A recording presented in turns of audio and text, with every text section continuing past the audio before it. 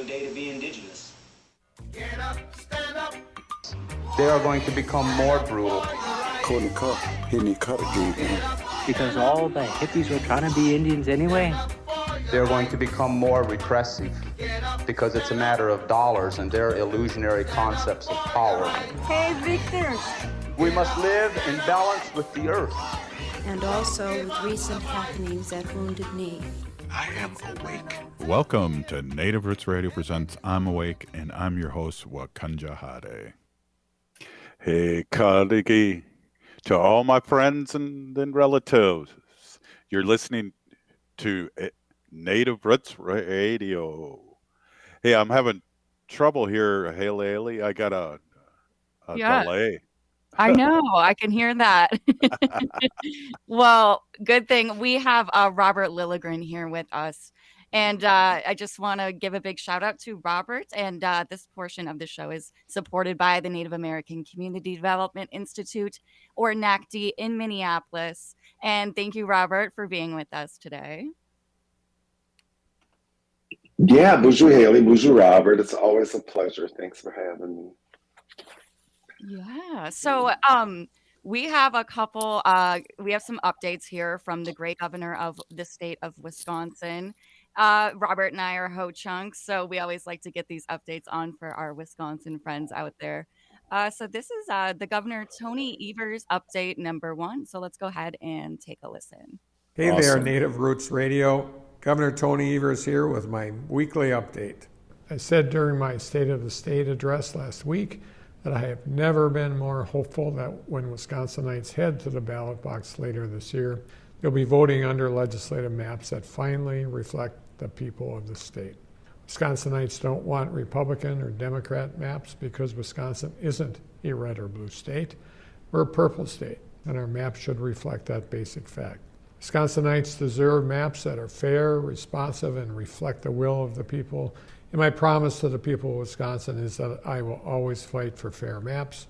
I will not accept anything less. It's about doing the right thing, and it's as simple as that. That's why today I'm delivering on my promise to the people of our state and vetoing the maps Republicans introduced and passed last week. And here's why. The people of Wisconsin have lived under some of the most gerrymandered maps in the country for a decade. That's a fact. These maps are more of the same. Republicans pass maps to help make sure Republican gerrymandered incumbents get to keep their seats. Folks, that's just more gerrymandering. Allowing politicians to move district lines so that their party can retain political power doesn't help root out gerrymandering from our democracy. It further entrenches it, and that's wrong. I was proud to submit maps to the Wisconsin Supreme Court to consider that are responsive to the will of the people, avoid partisan bias, and increase the number of competitive legislative seats. And I remain as optimistic as ever that Wisconsinites will soon have the fair maps they deserve at long last. Thank you. Back to you, Robert, and Native Roots Radio. Wow, that was awesome. Hey, do I sound okay right now, Haley? Yeah, a lot better. You sound good. I'm in this foreign country, Wisconsin here, and I'm in Madison right now and broadcasting live from Civic Media here on State Street, which brings back a lot of old memories. Hey, Robert, great to have you on, and a lot going on the Avenue. I know there's stuff happening tonight, and there's just a lot of things going on, and it's great to have you on, and thank you so much for coming on. Yeah, miigwech. Bonjour, Haley. Bonjour, Robert. Always a pleasure. There's always a lot going on. And I had actually intended to be in the office for this segment, but other things kind of took over and exploded my afternoon schedule. But yeah, we have a big opening in our All My Relations Arts Gallery tonight. I would invite anyone listening to come on down. I will be there, so I'm excited to come. Oh, cool. Hey, I look forward to seeing you. Absolutely. Haley, Robert, were you able to see the documentary on Henry Boucher yet? Were you there last night with Haley and all the other people? I was not, but I would love to hear what Haley has to say about it. Well, I just got to say, I mean, Leah, I was expecting, I don't know, just great work from her, and because of her previous documentaries that she's done and the awards she's gotten for that. And I mean, it blew my mind. And I know that great storytelling always can draw emotions. And I will have to say, I was sitting by Thomas Draskovic, and hopefully he doesn't get mad at me for saying this, but we both were tearing up, you know, in the middle of the documentary. And it was just really beautiful. And Leah Hale did such another really great job. So I hope that you guys can check it out. It should be airing on PBS at the end of March, I believe. Very cool. And I'm guessing they'll be streaming it then after that. And Leila's work is just so impressive. And she's really making a name for herself and telling our community stories. Yeah, it was interesting. Maybe I can drop your name, Robert, and ask Leah for a copy of that online. Were those called streamers in the old days? to get. Well, I don't think you'll have to drop my name, Robert. Drop your own name. I'm sure she'll be happy to provide a copy. So, what can you talk a little bit about tonight? Because again, I'm here in Madison with a little FOMO here, and we got a lot of artists and a lot of things happening. And Robert, I'm just excited the way the avenue is and the way people come out in a good way. Yeah, thanks. There's so much going on. And for folks that aren't local, our organization, Native American Community Development Institute, NACD, promotes the community vision of an American Indian cultural corridor. And so within our little tiny yellow building on Franklin Avenue, which is the corridor, we house Paulo Grounds Coffee Shop, which is a huge community meeting space. It's not huge in space, but it's a lot of people attend it. We also have our offices and of course our All My Relations Arts Gallery under the brilliant direction of Angela Two Stars, our All My Relations Arts Director. And tonight is an opening that I'm super excited about. It's a show called Okizi, or To Heal. And what's new and interesting about this show is that it's a partnership with the American Swedish Institute. The American Swedish Institute, or ASI, is a really significant organization here in Minneapolis with a long history of Swedish immigration, and it has a national or really international profile. And so they brought some Swedish artists, one of whom is Sami. And if folks know the story of the indigenous Sami people in Scandinavia, it very much parallels the story of indigenous people here in our culture, in our country. And you know, it's a story of cultural appropriation, forced assimilation, and even some genocide. And so this is really a good partnership. It's going to raise the profile of our gallery and our work in a community that maybe isn't familiar with it yet, the patrons of the American Swedish Institute. But I'm excited. As soon as we're done here, I'm heading in to the gallery. Right on. I'm excited too. I'm excited to see the similarities between the different artists, between the Swedish Institute and then our Native community members as well. Right, and we had some people coming in for a little preview. The show looks great, and one of them had, from her family's Sami history, some recordings of songs by her Sami ancestors who were able to record them, and she said they sound so much like the Native American songs that we hear. Wow. So there are, I don't know how much you know, Haley, Robert, about the Sami history, but very similar and parallel to the story of our relatives and our ancestors. Well, that's interesting because I feel like John Trudeau always talked about that. Originally, we were all from tribes. Originally, we all came from the same place, and as we got colonized over and over again, the natives were the last to be colonized here in this continent, and we all are from earth and sky, I believe. That is so beautifully put, Robert, and I know you know our former All My Relations Arts Director and current artist partner, Rory Wakeham up, and he always said it very beautifully. He would always say, everyone is from an indigenous culture and everyone's been colonized. That has to do with how much history has passed since you were colonized. And I feel like indigenous ways are the answer to a lot of our challenges within our world today. Absolutely. Hey, we're here with Robert Lilligren, Native American Community Development Institute in the Twin Cities, Minneapolis. We'll be right back after this short break. Stay with us. I heard sex trafficking happens a lot in Indian country. What is that? Here are some of the real reasons why sex trafficking happens in Indian country. Unequal gender roles that were forced on us by colonization. Communities don't have enough resources. Silence around domestic and sexual violence. Lack of attention and justice for missing and murdered Indigenous people. There's a lot of behavior that keeps our communities out of balance. These are just a few true reasons why Native communities are targeted by traffickers. When these acts of violence happen in our communities, it opens us all up for exploitation. Sponsored by the Minnesota Indian Women's Sexual Assault Coalition. Signing up for $1 bus and train rides with the Transit Assistance Program, or TAP, is quick and easy. Do it straight from your computer or phone by uploading one of the pre-approved documents listed at metrotransit.org/TAP, along with a copy of your ID. We'll mail you a go-to card with a full year of discounted rides. For questions or translation help, call 612-373-3333. 612-373-3333. Hey, if you're like a lot of people, you're probably relieved that the holiday celebrations are over. But there's one thing that might stay with us from the holidays besides all those gifts, and that's COVID-19. Numbers from COVID are going up as we spend more time inside. And Native Americans are seeing even bigger case spikes. With all the indoor celebrations over the holidays, you may have unknowingly been exposed to someone with COVID-19. That's why it's important to stay vigilant. If you notice any symptoms like a fever, a tickle in the throat, or heavy fatigue, take an at-home test. They're still free and can be ordered at sayyeshometest.org.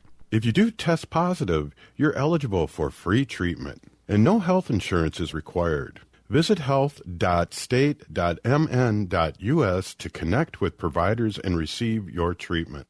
Let's make 2024 the healthiest year ever, securing a brighter future for our Native community.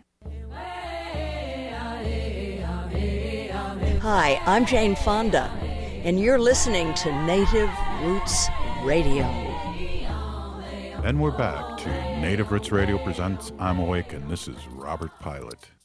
This portion of the show is supported by the Minnesota Indian Women's Sexual Assault Coalition.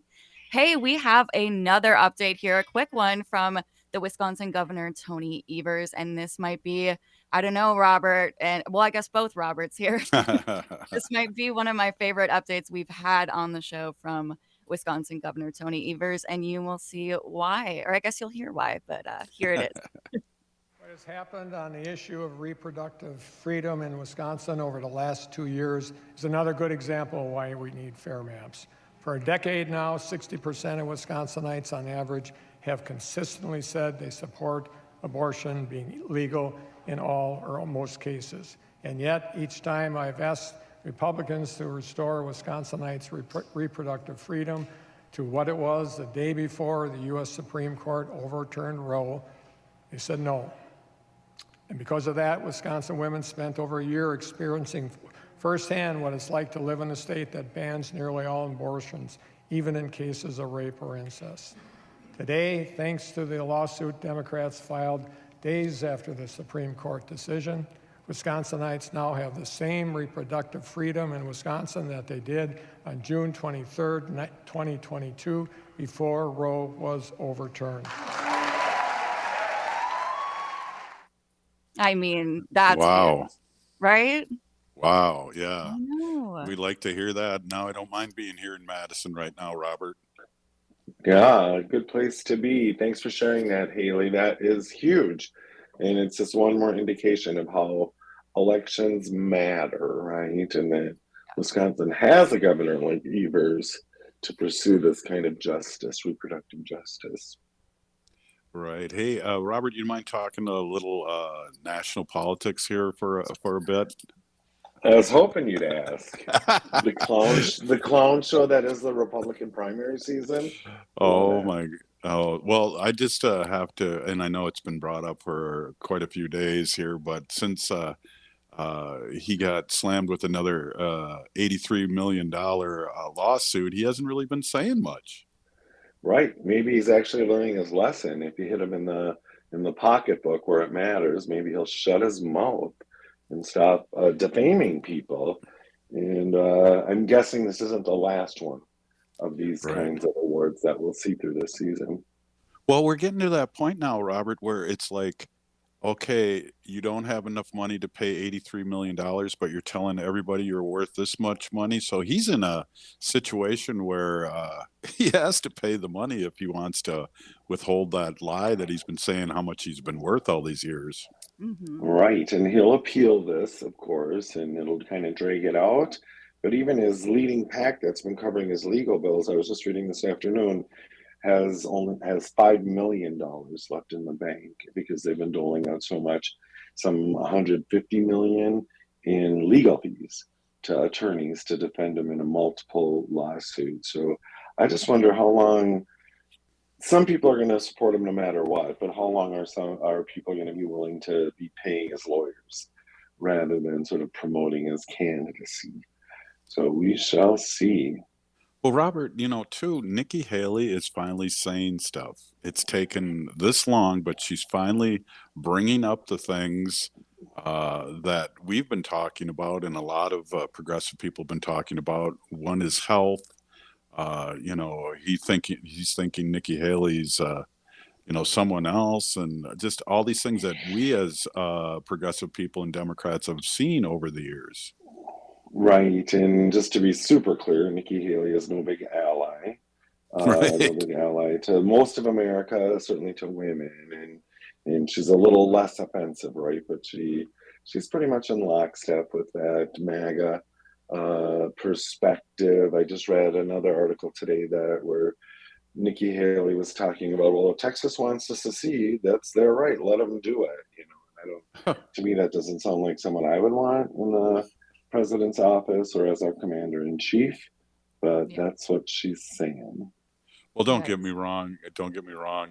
She's a meatball too, but finally, somebody, Chris Christie was the only one giving him a hard time and everyone was bowing down to him. Finally, she's saying something.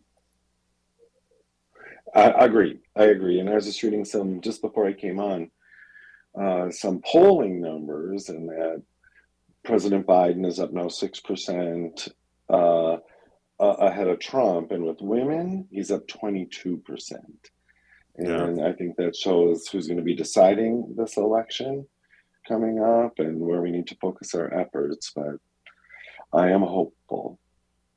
Well, I hung out with the crew here in Civic Media here in Madison as we play all over the Civic Media network, and I was hanging out with them last night, and they reminded me they went to Trump's inaugural and that there was hardly anyone there, and the next day was the Women's March, and that was unbelievable. Right, such a show of power. Yeah, I had a lot of friends that went out there for that march, and it was in the millions, right? Of people that participated, and those lovely. I'm kind of surprised they're still not around more, but those pink knit hats that folks were wearing, I loved those hats, and yeah, it was quite a statement, quite a show of power. Yeah, and so I really feel like we and by the polls and what's happened in these other elections coming up to this one, that again that we've talked about, where the Republicans have lost 13 out of the 15 endorsed candidates across the country, that we're going to be doing okay, but we need to still talk about, need to be engaged, and need to get first-time voters out there to vote. That's just it. We need to be organizing, right? And there are voters that are dissatisfied with the Biden administration for good reason. And we need to be reaching people, convincing them of the importance of this election. And we do this work at Native American Community Development Institute, NACD, through our Make Voting a Tradition project, which is a phenomenally successful civic engagement effort. And as we've been planning for 2024, kind of looking back to 2020, 2016, and these big elections, we're planning so that our work can scale up really rapidly. We've been doing outreach into rural and reservation communities so we can help fund and support their voter outreach as well. Because in my experience over the last few elections, as we get closer to the election day, resources just kind of pour into our community. And of course, at NACD and with Make Voting a Tradition, that's year round, sort of 24/7 engagement. We don't just come around when it's election time. Right. We heard very clearly from the community, if you want us engaged and you want us to make voting a tradition, you need to be here all the time. But a lot of resources do come in sort of last minute. And so we're ready for it this year. We're ready to really scale up rapidly. We have a army of canvassers and organizers that are trained and ready to go. And we will do our part to turn out Native votes, both in the urban and rural and tribal communities. Yeah, we're excited to be partners with you and have you on and remind how things are happening, because what's happening right now, I feel like, is a scare tactic. The national media is not getting this, and people are a little frightened about what's going on. But I just say, get out there and vote. And there's no way there's ways to push Biden more of a progressive way, but he's got to be president. You can't do anything with Trump. Right. That's exactly it. And, just like your message from Governor Evers, there's so much effort being put into suppressing votes, Native votes, women votes, people of color voting. And so it means that we have to put that extra effort into making sure people get to the polls. And I'll just make the obvious statement that it's so un-American and anti-democratic to be suppressing the vote and to be proud of that, right? Republicans are just proud of the fact that they're limiting access to voting. And, my little, heart, my little Democratic heart, it just finds that so offensive. And whether you like the outcome of votes or not, and I've had rough elections myself as an elected official, but you got to respect the decision of the voters, and you got to promote people getting to the polls. Well, I think you and I have been talking over 5 years on Native Roots Radio, and I just want to give a quick shout out, if I haven't already, we've been on 7 years now, and I think the last almost 4 years we've been on 5 days a week. So you've been part of the team getting the word out there, and I just want to say it's just really great having you on and having you in the community and being able to see you. And I learn a lot, and I know Haley learns a lot, and we're just really stoked that you're with us.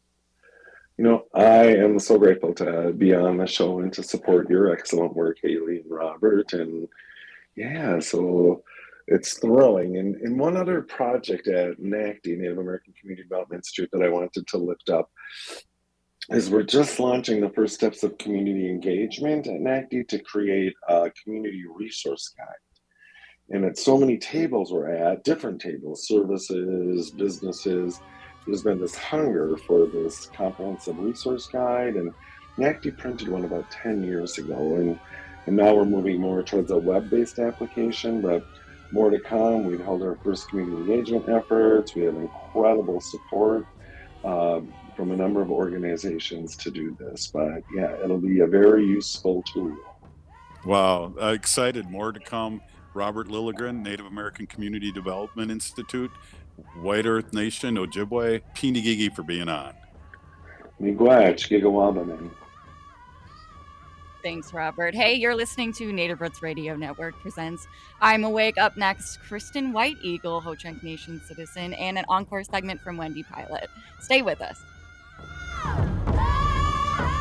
The city of Minneapolis is now on Native Roots Radio with Minneapolis Air. AIR stands for American Indian Relations. Guest host Christine McDonald talks to people about important things affecting the city's Native communities. Minneapolis Air dives into topics like public safety, public health, elections, and so much more. Tune in to Minneapolis Air on Native Roots Radio from 5 to 6 p.m. on the second Wednesday of every month, right here on AM 950. As we age, it's important to invest in our health and to help protect it. Like the flu, COVID-19 is always changing. That's why it's important to stay up to date on your vaccines. By getting the flu and COVID-19 vaccines, you can renew your body's defenses and lower the risk of getting sick. Get your health boost and protect yourself against the flu and COVID-19. Find vaccines near you at vaccines.gov. That's vaccines.gov. hennepincounty.gov. Life can be hard. Sometimes it feels like there's no answers, like there's no way out.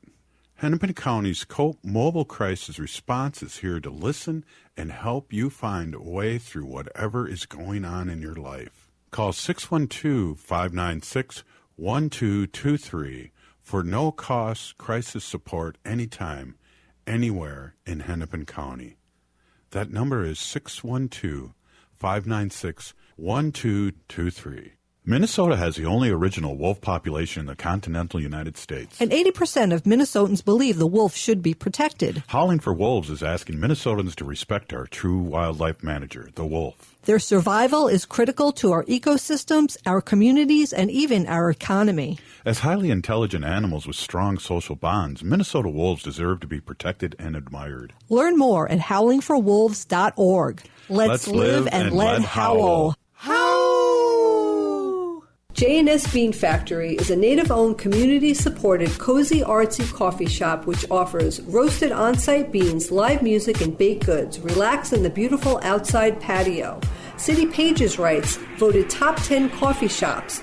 Tucked into a quiet corner of St. Paul's Highland Park neighborhood, this coffee shop roasts beans on-site from the best coffee-growing countries in the world. Located at 1518 Randolph Avenue, St. Paul. The good stuff.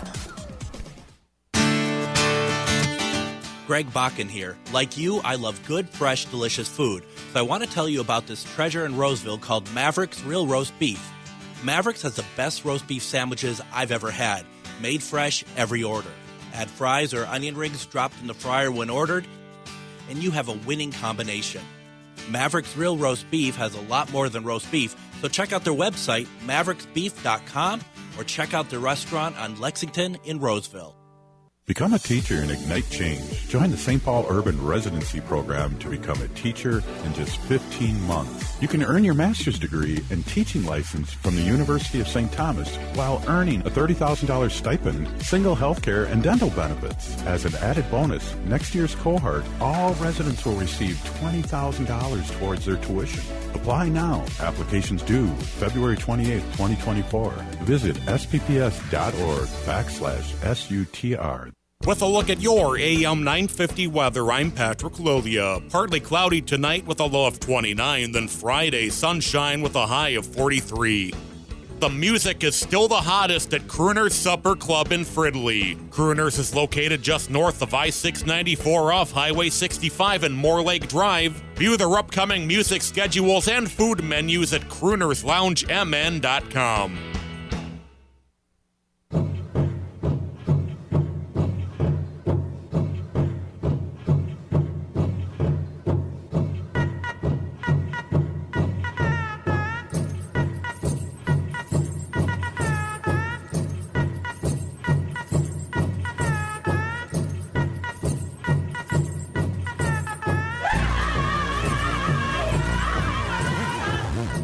Welcome back to Native Roots Radio presents I'm Awake, and this is Robert Pilot.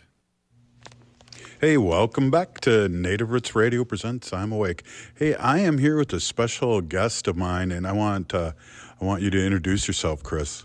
Hi, everybody. My name's Kristin White Eagle. I am a Ho-Chunk tribal member and a colleague of Mr. Pilot's. Yes, and we do have fun, and we're here together in Madison, Wisconsin, at the 2024 Renew Wisconsin Summit. And I just thought it'd be really fun because, Chris, you always take great notes on what you thought about the symposium and the summit. Oh, thanks for that. Which you caught me on this because I have some pretty rough notes today. So that may be indicative of the vast amount of information that I was engaged in today. This is a one-day conference. Bobby, just probably what you saw too, that this may even be something that needs to be multiple days. There seemed to be a lot going on in this arena now. Wow, I really agree. I didn't think about that because I'm hitting a brick wall here, and I'm driving back to God's country, Minnesota, here in a little bit. You're in God's country. You are here. Yeah. Well, you know, the day today started at 7:45 a.m. Microgrids, that is something of great interest for the community I'm in. I live in Baraboo, Wisconsin. Microgrid would be very beneficial for the facility, say Ho-Chunk Gaming, Wisconsin Dells, the casino, the convention center, the hotel. We have within that same vicinity an American Legion Post building. We have in that vicinity the House of Wellness for a clinic, a gym, community center there, and we're looking forward to having that 40-unit housing development coming up soon too as well. Wow. So what you're saying is that I should move to Wisconsin? Yes, God's country. Yeah. No, and that's exciting. I think one of the things that I'd really like to see is that the TOB have some beautiful, solar panels on the roof and really give it out a good reaction to the members and people that visit that, is that we're on our way. I absolutely agree. I think the tribal office building and that campus with the health clinic nearby there as well, and our food distribution, all of that could benefit greatly from the power, I guess, benefits from renewable energy. I'm sure that those facilities generate a lot of power and have a lot of needs for that. And when we think of even our food distribution area on the same campus, the necessity for them to have freezers and cold, what would you call that? The refrigerated systems that they must have. Just think of the necessity of what that power is taking. So if we can get to that point where even 90% or get to net zero, man, this is going to be amazing for the nation if we could do this. Yeah, it would save a lot of money, and you can put in a lot of different things. And that's an exciting, and that isn't even getting to a point of like batteries that we're learning about and selling back at peak times to these companies. So those are things that experts, and we're finding out that there's going to be more and more experts. There's one thing I know you have some great notes, but I want to jump into this real quick. I think it's really interesting how I think we really need to reach out to our members and our relatives about a job creation and get them in this, because this looks like this is nothing but getting bigger and bigger when it comes to jobs and opportunities. Absolutely. And to not even have maybe that division or department right now within the nation is probably a critical need for us to get to. We absolutely need that. It almost seems that, many times outside organizations or those that are familiar with the Ho-Chunk Nation, they'll say to me, they'll ask, how far are you with your renewable energy planning and where are you at? Because they think of us as leaders in that from, a historical perspective, but they need to know from a current perspective that that's important to us too. Because I think our membership, our community members, all those that we talk to and our relatives, like you said, they want us to do that as a nation together. Absolutely. And I think, too, job creation, too, is what I was trying to mumble out here. Sorry about that. Job creation is huge. And also, I'm hoping, and I'm not 100% clear about this, and I think we're still in a learning mode, but I'd really like to see if this is like a economic development with the batteries and the storing of and selling it back. Absolutely. Oh, my goodness. Bobby, there just seems to be a plethora of, I guess, resources that we came across today. And when you're referring to the workforce development and those needs, we saw UW Extension here today. We saw Madison Area Technical College. We saw engineer companies that are providing their own apprenticeship and internship programs for everybody. We have seen almost every one of these organizations state workforce development is very important. If you don't become part of that effort to provide the jobs and look at what we do in advance of that, even train them, provide these programs within our own current departments and within our nation, we're going to be behind. We're going to be way behind on getting this done. You know, one of the interesting things I sat in on today, and I think you were in a different meeting, was they were talking about making sure that we are in the forefront and that we are really taking control of our own destiny, whether it's becoming our own energy co-op or there's things that we can do, but we have to take the first steps, and first steps are often hard to do. Yeah, and we heard a lot from Bob Blake as well, who's a regular on your program. You know, it was really nice to see Bob give the keynote address for the closing for today's session.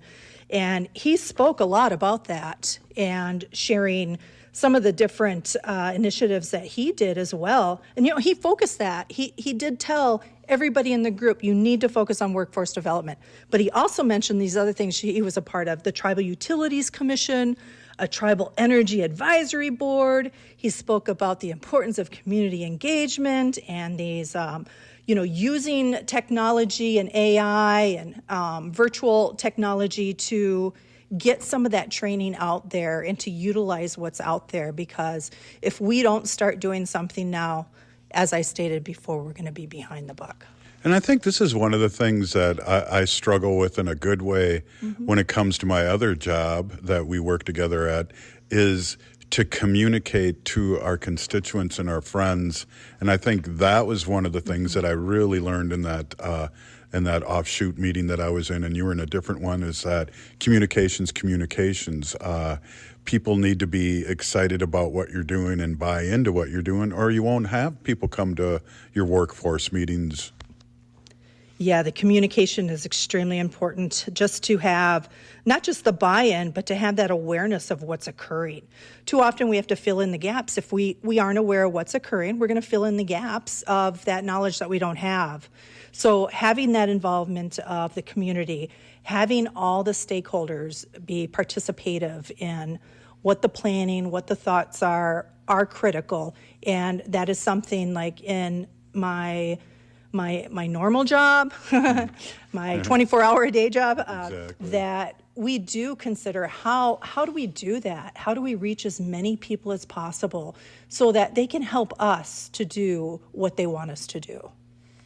And that's communication. And I agree 100%. And I think it's interesting Bob brought up, and he didn't really go into it, but people were upset with him for bringing battery cars up to Red Lake, and it's just maybe, I don't even know, but that was a communications problem.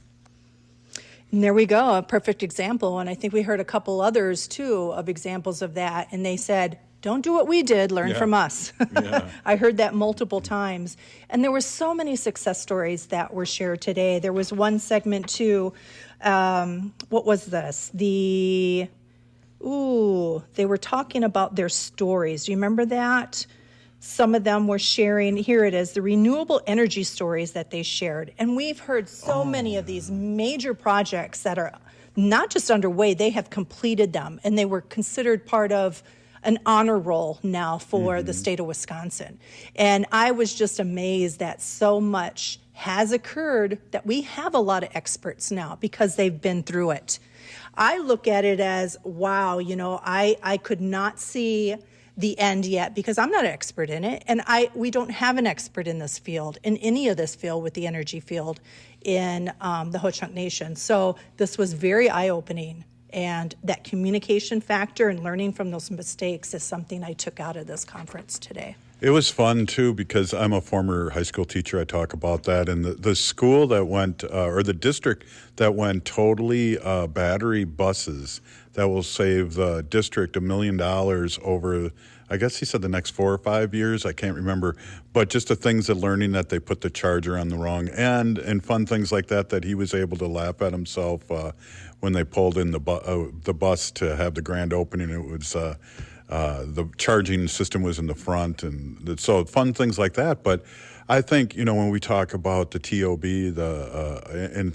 buildings like that the nation owns, I really think that getting renewable on top of those buildings and making them work in schools. I mean, so much money is spent on energy in schools across the country. Get some solar panels up there. Right. And you were earlier mentioning about seeing those solar panels on a lot more of our buildings. And I was thinking of this new housing development in Baraboo, Wisconsin that we're calling the Village West housing development. You know, we're using low-income housing tax credits for that. And I can actually see, you know, in that development there having solar flowers, where that is just more, I guess, appealing to me than any of those other examples. Well, the solar flowers do move towards the sun too. Some of them, they move and follow the sun as long as you get the free sky. But I've looked at those, and again, you know, we've learned so many things here on Native Roots Radio that you know, solar. Doesn't matter how cold, it works better in the cold weather. Just to ask Skylab and all those things that are up in space that run on solar. I want to just thank you so much for spending time, and I'd love to have you on again. I'm there. All right. Hey, this is Native Roots Radio, and we'll be right back after this short break. Stay with us. J&S Bean Factory is a native-owned, community-supported, cozy, artsy coffee shop which offers roasted on-site beans, live music, and baked goods. Relax in the beautiful outside patio. City Pages writes, voted top 10 coffee shops. Tucked into a quiet corner of St. Paul's Highland Park neighborhood, this coffee shop roasts beans on-site from the best coffee-growing countries in the world. Located at 1518 Randolph Avenue, St. Paul. The good stuff. The city of Minneapolis is now on Native Roots Radio with Minneapolis AIR. AIR stands for American Indian Relations. Guest host Christine McDonald talks to people about important things affecting the city's Native communities. Minneapolis AIR dives into topics like public safety, public health, elections, and so much more. Tune in to Minneapolis AIR on Native Roots Radio from 5 to 6 p.m. on the second Wednesday of every month, right here on AM 950. As we pack away the ornaments and bid farewell to the holiday season, it's time to unwrap the gift that keeps on giving, getting protected by a COVID-19 vaccination. This is your chance to make a difference, especially as our Native communities face higher COVID numbers. Those higher numbers underscore the need for collective action. So answer the call and get vaccinated. The latest vaccines are not just authorized, but they're proven effective against the current variants. This is extra protection even if you've already had previous vaccines, since previous vaccines will eventually wear off. Plus, the new shots are FDA approved for ages 6 months and up. A COVID vaccine is not just a shot. It's a pledge to safeguard the wisdom and stories handed down by our elders. So join the movement, get vaccinated, and make 2024 the healthiest year ever, securing a brighter future for our Native community. For more information, including details about clinics offering free vaccines, visit vaccines.gov.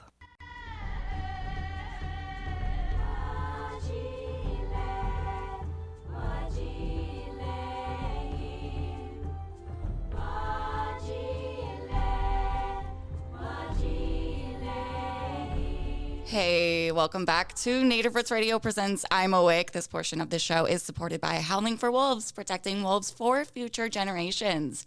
How?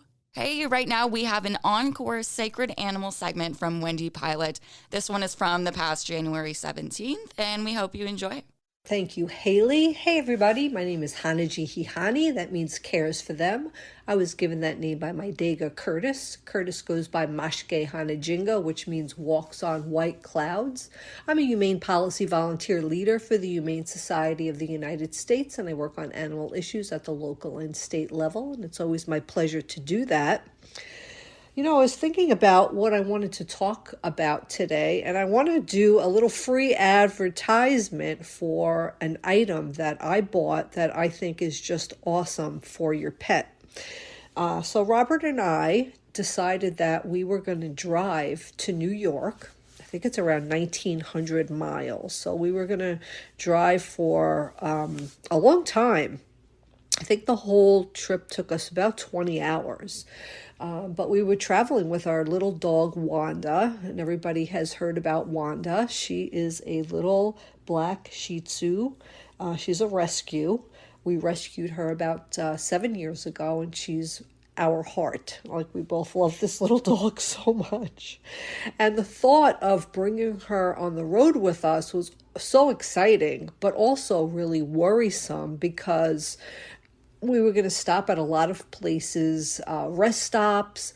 We were going to stay in a hotel overnight one night. We were going to walk her on streets and places that she's not familiar with. And the thought of me and Robert losing her was just something I could not even imagine.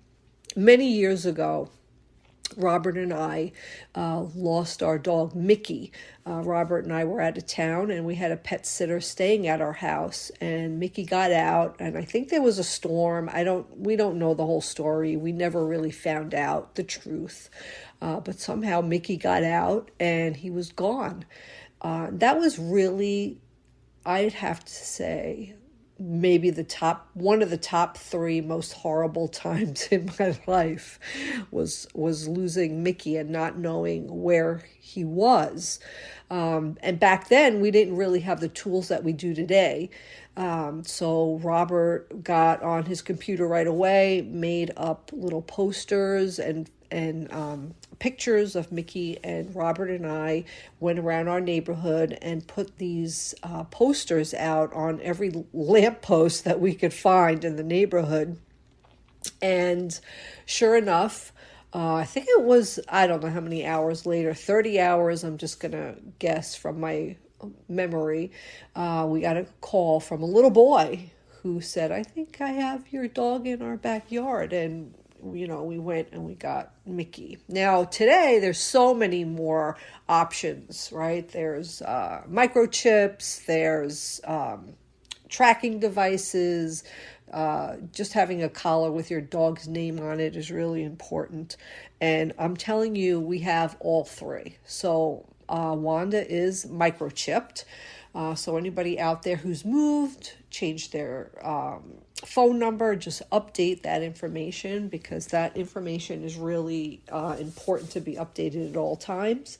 And I think having your dog microchipped is a great tool, but it's not the only tool out there. And I think it needs to really be combined with other things. Your dog would have to be found, would have to be picked up, and have to be brought to the vet to be scanned to find that information. And while it's really good, other items as well works great. So Wanda also has a little tag around her neck, shaped as a bone, has her name on it, and Robert and I, our phone numbers. So that's great. But these tags, they fall off if your dog is running through bushes, running through a fence. It could get snagged and taken off the collar. So what I purchased before we left from leaving St. Paul, Minnesota to coming from Long Island, New York, was a Roam tag. Roam, R-O-A-M tag. It is an Apple product, and this is a tracking device, and you put it on your phone, and you could track the animal on your phone. So the one we got attaches to her collar. So the collar kind of goes in and out, and it's on the collar. And then I have all the information in my phone, and no matter where I am, I can go on my phone and just go to the app, find your whatever. And we have Wanda set up with all of our information. And somebody could just, it's a QR code. That's exactly what it is, a barcode. So whoever has a phone can just click on, scan the code, and it will give you her name, our phone numbers, where you could contact us. So I think that's a really good tool to have. And then I could go on and see where she is. Like, oh, okay, and find the address where she is. I could find her exact location, and it will show me as she's walking, wherever she's going. So I think this is a really good tool. So between these 3 things that she has, the Roam tag, which is great, it's like less than $50. You just upload it on your phone. It's simple. It's really easy to use. And you could see where your animal is anytime. And then we have the little, name tag. Name tag, microchipped, and this. 3 things that she has on her because we did not want to lose her. So Wanda is safe and sound. She made it through the trip without getting lost, which we're really happy about. She really was good on the trip too. She's a really good traveler. She stayed in the crate in the back. I have it set up so it's high enough so she gets to look outside. I have it all bungee corded up so it's really stable and secure. So if God forbid we got into an accident, the crate is sturdy. It's not going to fly around the car. So she's safe in there. There's lots of blankets and stuff in there. So I think she is acclimating to New York. She is barking a lot at people who come in and out of the condo building because she's used to having, living in a house. So it's nice and quiet. And the good thing is when we're home in Minnesota in St. Paul, we have a nice little backyard. It's a small yard, but it's great for her. And it's all fenced in, and we could just let her out, right? If it's snowing, raining, whatever, we just let her out. She goes potty, comes right back in the house, especially these cold temperatures. But now in New York, we don't have a little backyard that's fenced in. So rain, sleet, snow, darkness, whatever, we have to get that leash on her and go for a walk. The good thing is, hey, it gets me out of the house, right? It gets me walking, and there's been some cold, rainy days here where I would have just stayed in the condo and not have gone out at all, but this gets me to go out. So with that, keep your pet safe out there and take it easy. Back to you, Robert and Haley. Hey, thanks, Wendy. We'll be back tomorrow for Fun Friday with Minnesota State Senator Mary Kunesh. If you have been listening to Native Roots Radio, you are part of our resistance. We need to resist, divest, join a group, run for office, and free Leonard Peltier now.